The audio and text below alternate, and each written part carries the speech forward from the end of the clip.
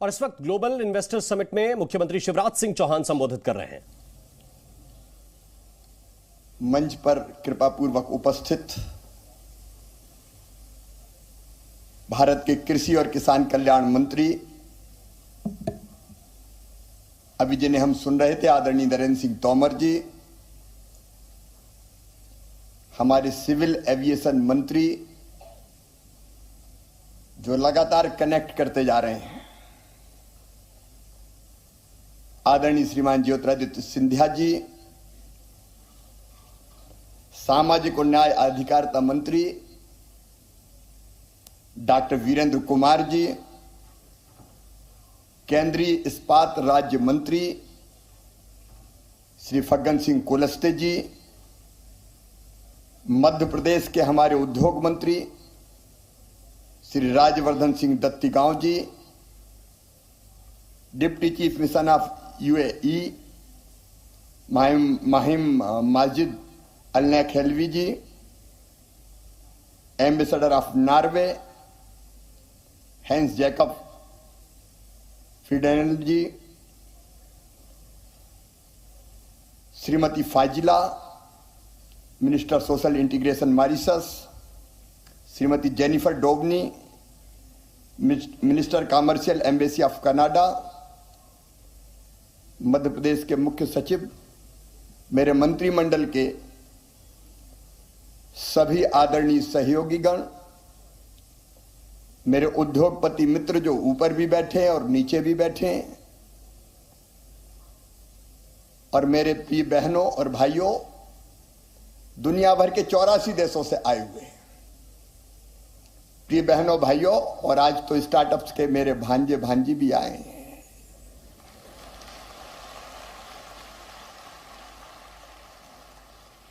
हमारे आदरणीय केंद्रीय मंत्री अभी बोल रहे थे, देखो अगर इनका साथ ना होता, अकेले मैं नहीं, प्रधानमंत्री श्रीमान नरेंद्र मोदी जी का मार्गदर्शन, उनकी विजनरी लीडरशिप और सदैव उनका साथ, हमारे केंद्रीय मंत्रीगणों का सहयोग, जब जब जरूरत पड़ी, चाहे नरेंद्र जी हो, चाहे सिंधिया जी हो, चाहे फग्गन सिंह जी हो, चाहे वीरेंद्र कुमार जी हो, हम कदम से कदम और कंधे से कंधा मिलाकर साथ चले। और मेरे मंत्री साथी बैठे हैं, इस सफलता में बराबर के भागीदार राज्य मंत्री परिषद के सदस्य भी हैं, अधिकारी कर्मचारियों की टीम भी है, और ये सफलता साझी होती है। मैं सारी टीम को बधाई देता हूं, लेकिन मित्रों अब विदाई की बेला है। विदाई की बेला में एक बार फिर स्वागत, लेकिन विदाई का मतलब परमानेंट विदाई नहीं है।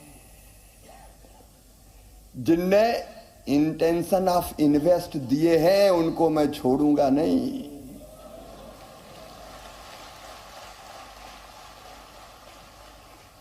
और जिनने नहीं दिया उनके भी पकड़ेंगे हम। मध्य प्रदेश ऐसा राज्य है कि या तो उंगली पकड़ता नहीं है, और पकड़ ली तो फिर आसानी से छोड़ता नहीं है। हमने आपको प्रेम के बंधन में बांधा है, स्नेह, प्रेम, आत्मीयता। इंदौर में ऐसा लगा जैसे सारी दुनिया उतर आई हो, सारी दुनिया सिमट गई हो। पूरा पश्चिम, उत्तर, दक्षिण, अलग भाषा, अलग वेश, अलग रंग,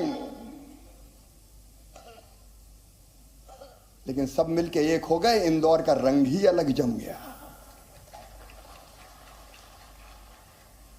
और जिस आत्मीयता से,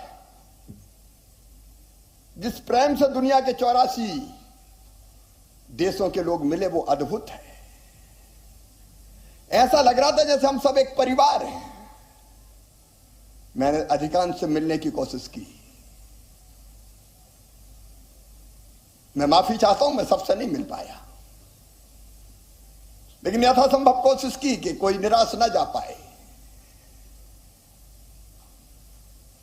अब मैं तो दुबला पतला आदमी हूं, हाथ मिला मिला के ही हाथ दुखने लगे। अच्छा, कोई तो बड़े प्यार से धीरे से मिलाता है और कई तो एकदम कहते हैं हेलो चीफ मिनिस्टर।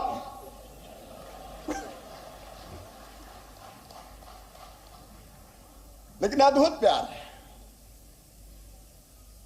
और सचमुच में मुझे लगता है कि यही भारत के संस्कार भी है। हमारे प्रधानमंत्री जी ने G20 के लिए भी वसुधैव कुटुंबकम का मंत्र दे दिया और प्रधानमंत्री जी ने जो कहा वो भारत की परंपरा है। आत्मवत सर्वभूतेषु, मतलब अपने जैसा सबको मानो। सब अपने जैसे मतलब अपने ही है। कोई किसी देश का हो, अगर हम सब मिलकर एक हैं, पूरा विश्व एक परिवार है। ये भारत के प्रधानमंत्री नरेंद्र मोदी हमारे ग्लोबल लीडर भी कहते हैं और वो यहां दिखा। भारत का कहना है जियो और जीने दो। हम अकेले नहीं जीते, जियो और जीने दो। और विश्व का कल्याण हो, ये तो हमारे यहां मैं विदेशी मित्रों से मेरी बात सुन रहे होंगे, ट्रांसलेशन की व्यवस्था है। हमने बच्चों को भारत के गांव में सिखाया है धर्म की जय हो, अधर्म का नाश हो, प्राणियों में सद्भावना हो और विश्व का कल्याण हो।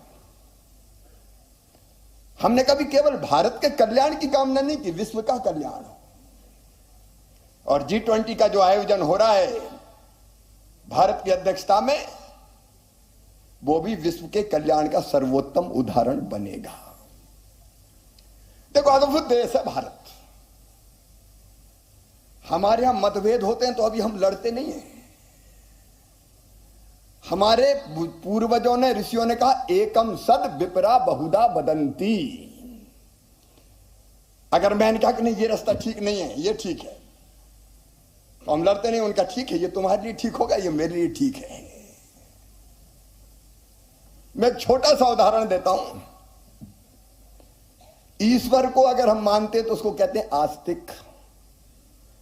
तो कई लोग मानते हैं कि ईश्वर मूर्ति में आता है, इसलिए मूर्ति की पूजा करते हैं, साकार मानते हैं, भगवान साकार है। तो कुछ लोगों ने भारत में कहा कि ये साकार नहीं, भगवान एक मूर्ति में कैसे आ सकते हैं, वो तो सृष्टि के कण कण में निराकार हैं। तो उनका तुम भी सही हो, तुम साकार को मानो तो ठीक है, हम क्या नहीं मानते। किसी ने कहा तुम निराकार को मानो, क्या दिक्कत है। लेकिन हमारे यहां एक और हुए चारवाक, जिनने कहा यावत जीवेत सुखम जीवेत ऋणम कृत्वा घृतम पीवेत भस्मीभूतस्य देहस्य पुनर्जन्म कुतो। जब तक जियो सुख से जियो, उधार लेके भी घी पियो। ये शरीर तो माटी में मिलने वाला है, पुनर्जन्म नहीं होता। तो उनको हमारे यहां सूली पर नहीं लटकाया, ये कहा कि यार इसने भी नया विचार दे दिया, ये भी महर्षि है, तुम भी सही हो, ये भारत है। और उसी भारत के प्यार से मध्य प्रदेश ने आपको बुलाया। मुझे कहते हुए प्रसन्नता है, ग्लोबल इन्वेस्टर समिट में 10 पार्टनर कंट्री में उनको धन्यवाद देता हूं। Japan, Canada, Netherlands, Guyana, Mauritius, Bangladesh, Zimbabwe, Suriname, Panama, Fiji, सबने अपने स्टॉल भी लगाए। 35 देशों के या तो एम्बेसडर या काउंसलेट जनरल या डिप्टी चीफ ऑफ मिशन उपस्थित रहे।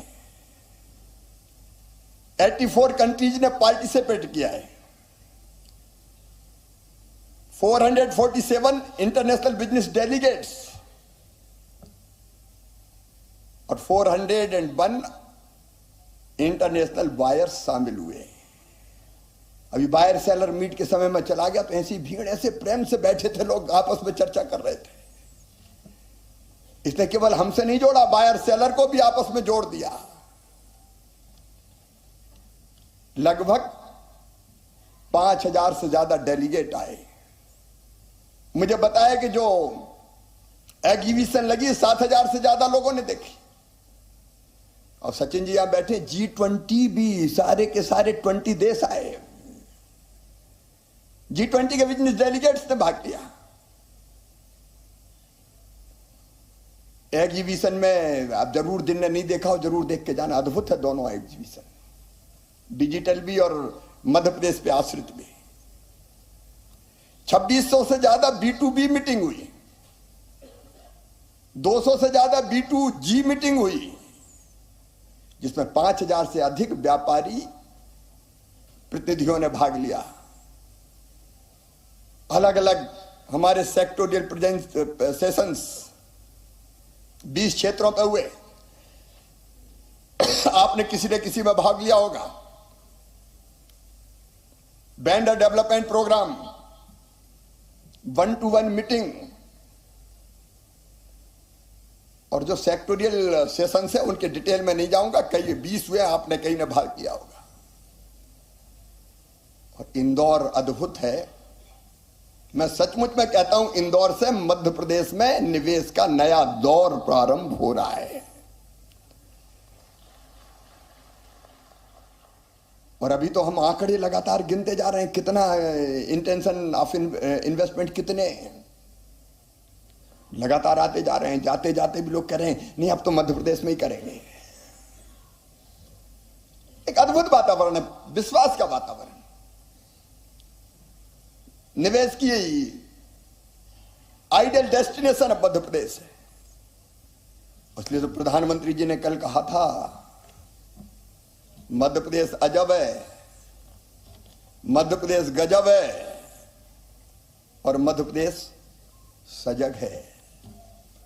अजब इसलिए कि 18 साल में हमने शून्य से शिखर तक का सफर तय किया है, गड्ढे वाली सड़कों से लेकर शानदार हाईवेज तक, और गंदगी के ढेर से स्वच्छता के शिखर तक का सफर।